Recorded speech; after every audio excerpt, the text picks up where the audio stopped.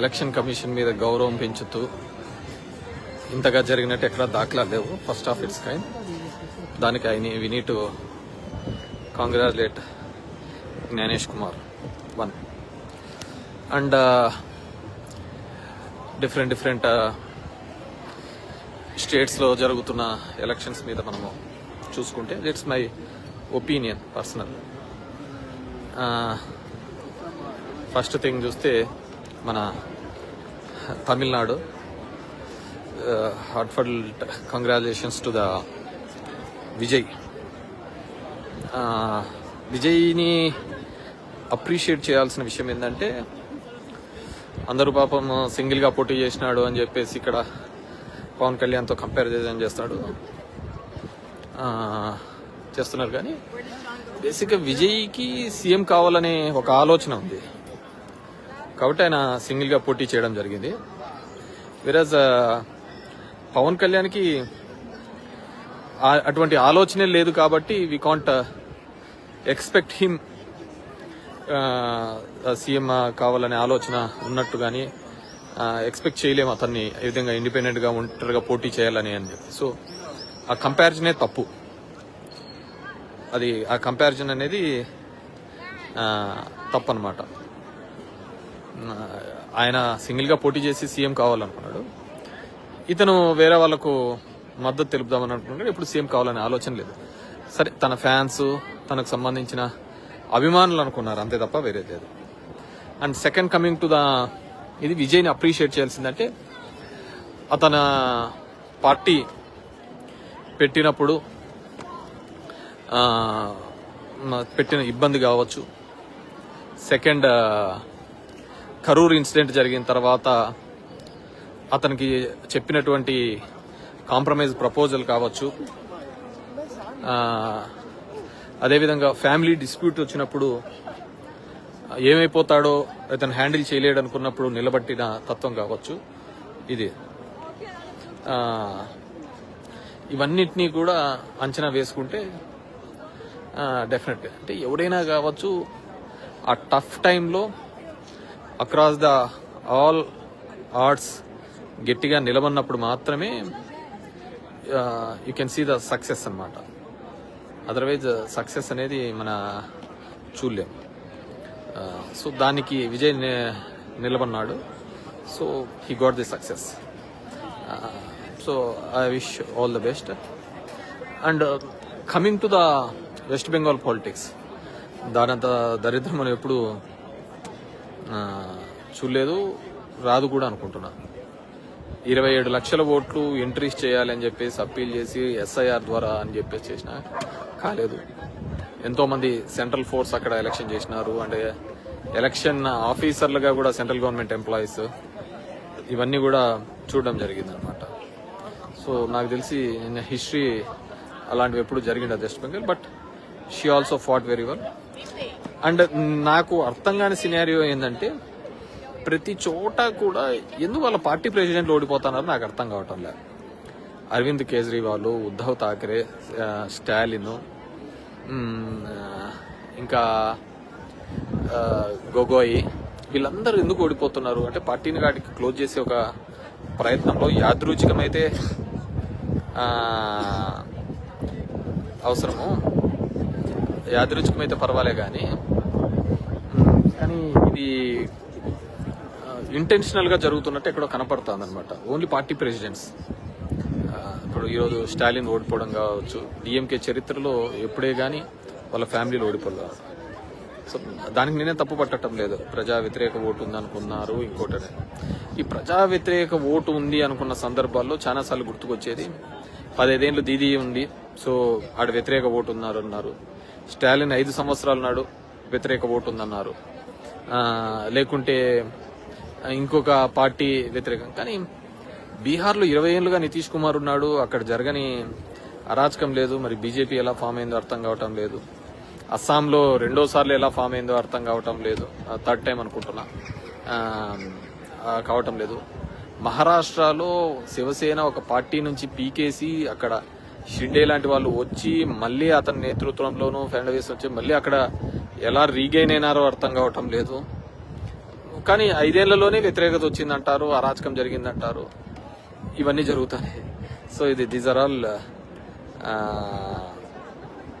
Big question marks on Indian election system మీద. Hope we have to see అన్నమాట. కానీ జరుగుతున్న పరిస్థితి అయితే ఎన్నో అనుమానాలు ఉన్నాయి. మొదటి నుంచి చెప్తున్నాను కదా, ఫస్ట్లో నేను చెప్పినట్టు కంగ్రాచులేషన్స్ టు జ్ఞానేష్ కుమార్. ఎప్పుడూ లేని విధంగా ఎలక్షన్ జరిగినాడు. కేరళ అంటావా, దట్స్ ఎవరి one knows that UDF is going to come. 10 సంవత్సరాలు వ్యతిరేకత అన్నారు, అక్కడ కూడా పోవడం జరిగింది. కానీ బీజేపీ మాత్రమే రీగెయిన్ అవుతుంది ఎందుకో గవర్నమెంట్స్, నాకు అర్థం కావటంలే. ఇది 2024 నుంచి జరుగుతున్న క్రమం చూస్తే బీజేపీ మాత్రమే పవర్ రీగెయిన్ అవుతుంది, మిగతా ఏ పార్టీలు కూడా రీగెయిన్ కాలేకపోతున్నాయి. పోనీ మన దేశంలో జరిగిన అన్ని అద్భుతాలు ఏమైనా జరిగాయా అంటే అది కూడా కనపడటం లేదు. తలసరి ఆదాయం తగ్గిపోయింది. సో చాలా పరిస్థితులు తగ్గిపోయినాయి. ఇప్పుడు పొలిటికల్ సిస్టంలో చూస్తే 2014 సమయంలో చూస్తే అన్నా హజారే ఉద్యమం కావచ్చు, కేజ్రీవాల్ ఉద్యమం కావచ్చు, అప్పుడు జరిగినప్పుడు అంతా కూడా 2G స్కామ్ అనే ఒక స్కామ్ చుట్టూ జరిగి దేశంలో 2 లక్షల కోట్లు ఆ రోజుల్లో పెద్ద అవినీతిగా అని చెప్పేసి దాన్ని పెద్దగా ఎస్టాబ్లిష్ చేయడం జరిగింది. దాని ప్రకారము 2014లో బీజేపీ గవర్నమెంట్ చాలా సునాయాసంగా గుడ్ నెంబర్తో వచ్చింది. ఇందిరాగాంధీ తర్వాత అంత మెజార్టీ ఎప్పుడూ రాలేదు. సో అది వాటి వరకు బాగుంది, సరే వ్యతిరేకపోతుందని. సబ్సిక్వెంట్ గా రాబోయే కాలంలో మళ్ళీ ఇమ్మీడియట్ గా దానికి సంబంధించిన టి రాజా అనే అతను దాంట్లో నిర్దోషిగా కూడా బయటకు వచ్చింది 2G స్కామ్ లో. సో ఆ రోజు జరిగినది దేశమంతా బాగుపడాలని చెప్పేసి 2 లక్షల కోట్ల రూపాయల అవినీతి జరిగిందని, స్విస్ బ్యాంకుల నుంచి డబ్బులు తీసుకొని వస్తామని చెప్పేసి అవన్నీ జరిగిన ఒక నెరేటివ్ తో బిల్డప్ అయినటువంటి బీజేపీ పార్టీ. కానీ రాను మన చడ్డా కావచ్చు, మిట్టల్ కావచ్చు, వీళ్ళు జాయిన్ అయినది ఎవరైతే ఈడీ కేసులు, ఎవరైతే సిబిఐ కేసులు ఎవరైతే ఉన్నాయో వాళ్ళు దాంట్లో జరిగిపోతుంటే క్లీన్ చిట్ అయిపోతున్న సందర్భం చూస్తున్నాం. సో ఇది కూడా అంతు చెక్కటంలే. అంటే స్విస్ బ్యాంకు నుంచి డబ్బులు రాలేదు అప్పుడు చెప్పిన విధంగా. అదేవిధంగా ఈ కరప్షన్ జరుగుతోందా, జరగటం లేదా అంటే కరప్షన్ జరగకోకుండా ఎక్కడా లేదు, జరుగుతూనే ఉంది. సో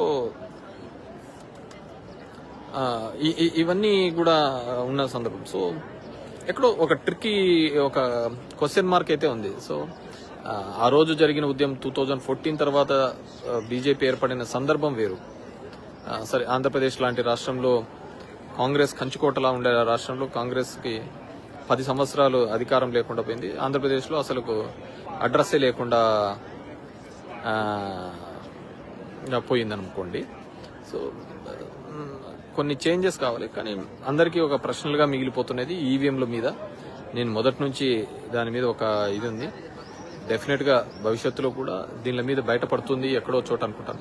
కానీ పార్టీ అధ్యక్షులు ఓడిపోవడం అనేది కొద్దిగా ఇది కల్పిస్తున్న విషయం. విజయ్కి చాలా టఫ్ టాస్క్. ఎందుకంటే ఫస్ట్ టైం గెలిచినాడు, చాలా ప్రామిసెస్ ఉన్నాయి. ఫస్ట్ టైం ఉన్నప్పుడు చాలా విజయ్ నిలబెట్టుకుంటాడని నేను అనుకుంటున్నాను. ఎందుకంటే మొట్టమొదటిసారిగా 1960 నుంచి 70 మధ్య కాలం నుంచి అన్నా డిఎంకే అంటే కరుణానిధి, జయలలిత ఇద్దరు ఏలిన తర్వాత మధ్యలో ఎంజీఆర్ వీళ్ళందరి నుంచి ఒక కొత్త పార్టీ, ఒక కొత్త ప్రాంతీయ పార్టీ పుట్టుకొని వచ్చింది. So we have to check అది ఏ విధంగా ప్రజల ఆకాంక్షలకు తగ్గట్టుగా పనిచేస్తుంది అనేది చూడాలా. అండ్ ఇంతకుముందు చెప్పిన విధంగా పవన్ కళ్యాణ్తో దయచేసి కంపారిజన్ చేయద్దండి. అతను ముఖ్యమంత్రి కావాలని లేడు. ముఖ్యమంత్రి కావాలి అనుకున్నప్పుడు మాత్రమే అతను సింగిల్ గా పోటీ చేస్తాడా, 10 మందితో పోటీ చేసినా ముఖ్యమంత్రిగా కావాలనుకుంటే ఓకే. సో ఆయన ముఖ్యమంత్రిగా కావాలనే లేదు అనుకున్నప్పుడు అతను రేస్లోనే లేడు. అతను ఎంతున్నా 15 ఏళ్ళు వాళ్ళు ఉండాలా, 10 ఏళ్ళు వీళ్ళు ఉండాలా అనే దాని మీదనే ఉన్నాడు. So we are not suppose to compare him. ఖచ్చితంగా ఆ వ్యాక్యూమ్లో ఉండింటే గన, ఆ రోజు చిరంజీవి గారు వ్యాక్యూమ్ లేకున్నా కానీ 18% ఓట్ షేర్ తీసుకొని రావడం జరిగింది. అండ్ దీంట్లో అందరికీ మనమందరం ఒక భ్రమలో ఉంటుంది. డిఎంకే యొక్క వ్యతిరేక ఓటు చీలుతుంది, దానివల్ల డిఎంకేకి ఉపయోగం అని. సో ఇక్కడ ఆ సినారియో కూడా బద్దలు కొట్టినట్టే. సో ఆ విధంగా చూస్తే 2009లో రాజశేఖర రెడ్డి గారు వచ్చినప్పుడు ఆ వ్యతిరేక ఓటు కాదు, కాంగ్రెస్ ఓటే చీలింది అని అనుకోవచ్చు. ఎందుకంటే రాజశేఖర రెడ్డి గారు అప్పుడు అన్న సందర్భంలో కూడా మేము జస్ట్ పాస్ మార్కులతోనే పాస్ అయినాం తప్ప మేము చేసిన దాంట్లో అంత కాలేదు అని చెప్పేసి ఆయన కూడా చెప్పడం జరిగింది. సో ఇది సో ఎవరో మన దేశాన్ని 60 సంవత్సరాలు కాంగ్రెస్ పాలించుకుంటూ వచ్చిందని మరి ఏమనేయట్లేదు. నేనేం Congress so good and beautiful గా చేసిందని కాదు కదా. తర్వాత మనం ఆల్టర్నేటివ్ గా ఒకటి ఎలక్ట్ చేసుకున్నప్పుడు అది ఎంతవరకు పర్ఫామ్ చేసింది అనేది ఇంపార్టెంట్. వాళ్ళు చేయలేదు, మనం ఎంతవరకు పర్ఫామ్ చేసినాం అనేది కూడా ఇంపార్టెంట్ టాస్కే కదా. సో ఇట్స్ ఇది నాకు తెలిసి హీరోలు, సినిమా హీరోలు కేవలం బుల్లితెరకే హీరోలే అనుకోకుండా రియల్ లైఫ్ లో కూడా హీరో అంటే that shows the commitment of the leadership. ఇక్కడ హీరోయిజం కాకుంటే లీడర్షిప్, ఏ దానికి బెండు కాకుండా, తన ఫ్యామిలీ ఇష్యూ వచ్చినా కూడా బెండు కాకుండా ముందుకు వచ్చి ఇప్పుడు క్రౌడ్ అందరికీ వస్తాడు. ఇప్పుడు సినిమాలలో పవన్ కళ్యాణ్ కూడా మంచి క్రౌడ్ పుల్లరే, కానీ ఆ క్రౌడ్ ను ఓటుగా మలుచుకోవాలి అంటే ఖచ్చితంగా ఒక కాన్ఫిడెన్స్ క్రియేట్ చేయాలి. తను నాయకుడిని అవుతున్నాడు అనే కాన్ఫిడెన్స్. విజయ్ గారు ఎక్కడైనా కానీ బీజేపీ చెప్పినట్టు లేకుంటే ఇంకోటి చెప్పినట్టు పొత్తుకు పోయి ఉంటే అయి ఉండేవాడు కాదు. నేనేమనుకున్నానంటే ఈసారి కాకపోయినా నెక్స్ట్ టైం ఖచ్చితంగా అవుతాడు, ఆ ఫ్యాన్ బేస్ ని క్యాడర్ బేస్ గా మలుచుకుంటాడు అని చెప్పేసి. కానీ ఫస్ట్ టైంకి అయినాడు, గుడ్. మరి చాలా మంది యొక్క ప్రిడిక్షన్స్, నమ్మకాలను ఇది చేయడం జరిగింది. దట్స్ అది. కానీ తమిళనాడు మాత్రం కలకత్తా మాత్రం దాన్ని వీ హ్యావ్ టు చెక్. 27 లక్షల మందికి ఓటు హక్కు ఉన్నా కానీ వేయలేని దుస్థితికి పోయి సెంట్రల్ గా ఓవరాల్ గా నడిపించింది అనే ఒక ఆలోచన ఉంది. సో రాబోయే కాలంలో ఖచ్చితంగా ఈ దేశానికి ఉపయోగపడే విధంగానే రాజకీయాలు ఉంటాయనుకుంటున్నాను. నాకు తెలిసి అయితే ఇప్పుడు జరుగుతున్న ఎలక్షన్ ప్రక్రియ అంతా కూడా ఒక బోగస్ ప్రక్రియగానే నేను అనుకుంటాను. That's my personal opinion. జరుగుతున్న ప్రక్రియ సర్ వెస్ట్ బెంగాల్లో ద వే దే ట్రీటెడ్ అదన్నీ కూడా తప్పుగానే అనుకుంటున్నాను. ఇది ఎప్పుడు జరగలే దేశంలో ఇలాంటివి. సో అందుకే ఎప్పుడు ఎలక్షన్ కమిషన్ ని టార్గెట్ చేస్తూ ఎలక్షన్ కమిషనే ప్రత్యర్థిగా ఎలక్షన్ చేయడం నాకు తెలిసి ఫస్ట్ ఆఫ్ ఇట్స్. సో ఆంధ్రప్రదేశ్లో కూడా అదే జరిగింది. ఇప్పుడు చాలా మంది విశ్లేషకులు కూడా చెప్తున్నారు రాత్రి 12 నుంచి 2 గంటలకు ఓట్లు వేసినది ఎవరని, 3500 ఈవీఎంలు పక్కకి ఎలా పోయినాయి అని చెప్పేసి. ఇవన్నీ కూడా big question mark to everyone. So I wish Vijay and subsequent గా ఫామ్ చేసిన గవర్నమెంట్స్ పీపుల్ ఎక్స్పెక్టేషన్స్ కు తగ్గట్టుగా ఉండడానికి ప్రయత్నం చేయండి. చెప్పిన హామీలు ఇవన్నీ మత విద్వేషాలు, కులాల మధ్య చిచ్చులు కాకుండా దేశానికి ఎప్పుడు పాకిస్తాన్ని బేస్ చేసుకునే రాజకీయాలు వద్దు. పాకిస్తాన్ అనేది ఎత్తిపోయిన దేశం, దాంతో మనకు పోటీ అయింది. పక్కనున్న అమెరికానో, యూరోపియన్ కంట్రీసో లేకుంటే ఇంకా చాలా మంచి మంచి దేశాలు ఉన్నాయి కదా, వాటితో పోటీ పడండి. ఇంకా ఎత్తిపోయిన పాకిస్తాన్తో, ఏదానికి పనికిరాని పాకిస్తాన్తో మనకు పోటీ అయింది. ఎన్నాళ్ళలోనే ఆ పాకిస్తాన్ పెట్టుకొని దాన్ని చూపించుకొని ఒక మతాన్ని అడ్డుగా పెట్టుకొని రాజకీయాలు చేస్తా ఉంటారు. మంచి విద్యనిచ్చినాము, మంచి హెల్త్ ఇచ్చినాము, మంచి వాతావరణం కల్పించినాను, లివింగ్ స్టాండర్డ్స్ పెంచినాము అనే దాని మీద ఎలక్షన్స్ పోవాలయ్యా. నాకు తెలిసి మంచి హెల్తీ అట్మాస్ఫియర్ మధ్య ఎలక్షన్స్ కల్పించినాము. ఇవి కాలాలు పోతున్నాయి. ఇప్పుడు పక్కనున్న నేపాల్లో ఉన్నారు, జెన్జీ అతను వచ్చాడు, ఈజ్ గివింగ్ ఒక ట్రై చేస్తున్నాడు. ప్రపంచంలో మన చుట్టూ ఉన్న దేశాలన్నింటిలోనూ కూడా మార్పు వస్తుంది.